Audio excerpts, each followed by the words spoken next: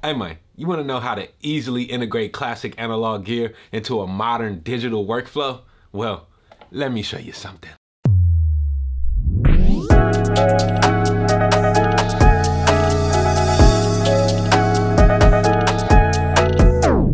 What's up YouTube? Welcome back to the channel. I'm Wavy Wayne from Wayne.wav, and this channel is all about helping you to record and mix better and faster. So go ahead and hit that subscribe button if you haven't already, man.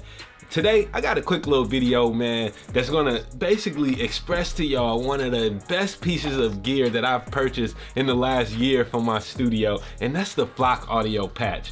Basically, the Flock Audio Patch is a total redesign, a total rethink of what a Patchbay in the studio can be and what it should be, actually. So let's just check out the actual hardware gear, and then we'll take a look at the software as well that actually controls the patch. So, the Flock Audio Patch is a digitally controlled analog patch bay, which means that I'll be able to control all of my patch points digitally inside of my computer via a software program that they have, the Patch app actually, and all of the connections are actually still analog connections. So it's not doing any A to D conversion or anything crazy like that. No degradation of the signal. The full quality of my analog signal is staying here. And you can see that this thing is actually pretty simple. This patch that I have in front of me, this is the Patch LT, the light version of the patch that comes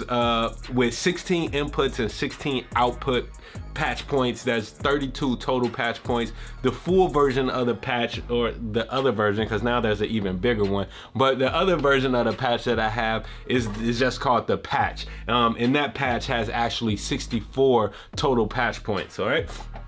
So here we are taking a look at the front of this patch.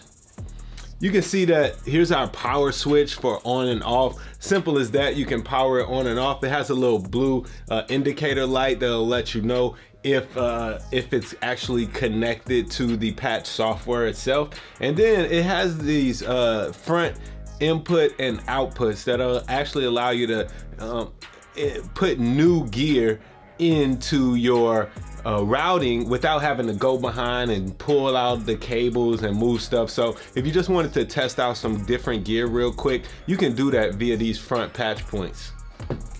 It is good to note though that whatever you plug into these patch points, it will disable the same points that are in the back and just allow you to go ahead and use the front. Taking a look at the back, you can see that the Flock Audio Patch connects your gear via D-sub cables. So whatever cable, whatever type of gear you have, you'll need to get D-sub to maybe XLR or D-sub to TRS, and that looks something like this, all right? So on one end of the cable, we have a DB25, or you can call it a D-sub, whatever you're more comfortable with. And then the other end, it breaks out into these TRS cables. I also have some that are XLR as well. It all depends on what gear you're gonna be hooking up to your Flock Audio Patch at that point. But it's really simple to set this up. You're simply going to take the outputs of your analog gear, connect them to the inputs of the patch, and then take the outputs of the inputs of your analog gear and connect them to the outputs of the patch. And you know, you can configure this however you want to. Flock Audio has even given us a nice little setup template to help you kind of figure out how you're going to route this and do some setups. I've done mine. I started out kind of mapping mine. This is for the larger 64 point patch bay. I've done this in pencil so that I can reconfigure stuff if I want to. But other than that, the setup is really simple to use. Obviously, also, I guess the only other control on the back here is you have your USB port to actually connect to the computer so that the app can control the connections within the Flock Audio Patch. And then you have your power supply here, and I like this power supply. It actually twists in, it screws in so that there's no risk of it just popping out or accidentally unplugging while you're working. All right, we got a little fan on the side here.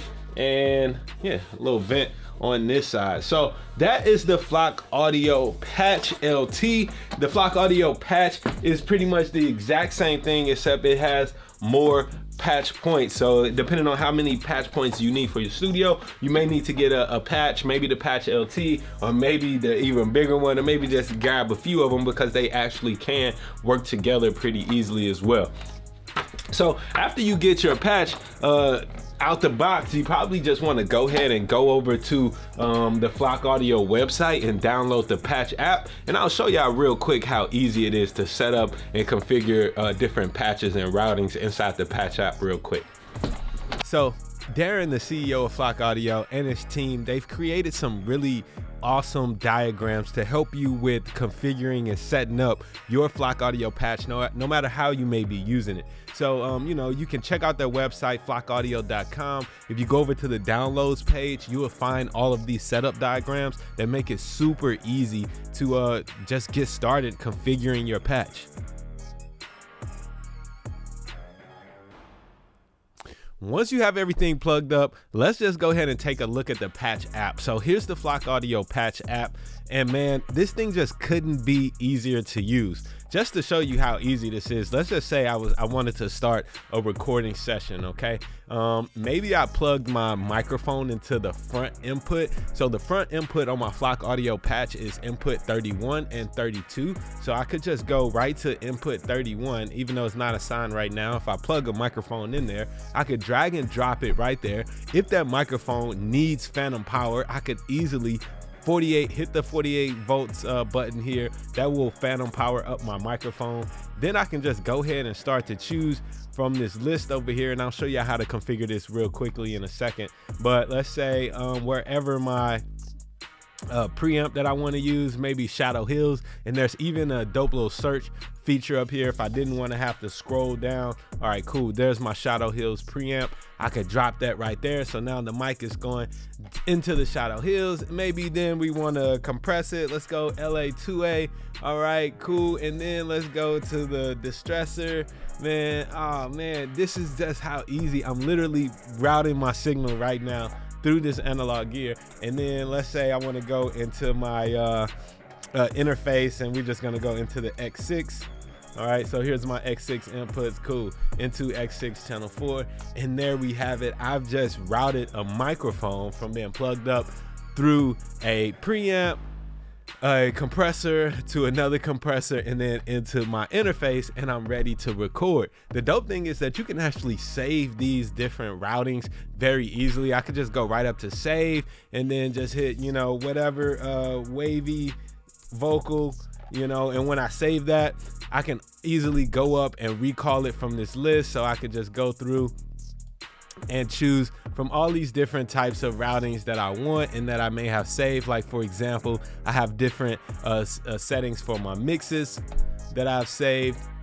All right, so here's like a classic default mix that I may work on, and then when I want to record, I'll maybe go to recording 1.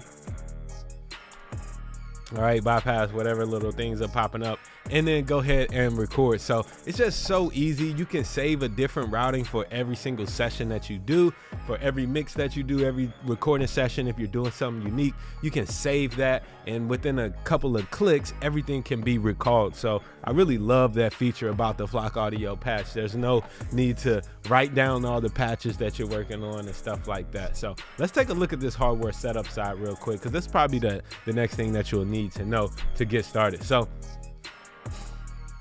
one thing that you will notice is that, you know, they have a lot of safeguards against accidentally powering something with phantom power. So you can go in and turn it off for certain devices if you know you'll never need phantom power for, you know, your LA2A or distressor, whatever it is that you have connected. You can go in and deny phantom power to those patch points, and you can also, to enable it, you will have to actually hit the +48 button every time. So I like those different steps and features. There's also a 48 volts master that you could turn on or off. So again, just another safeguard to make sure you're not gonna destroy any of your gear. All right.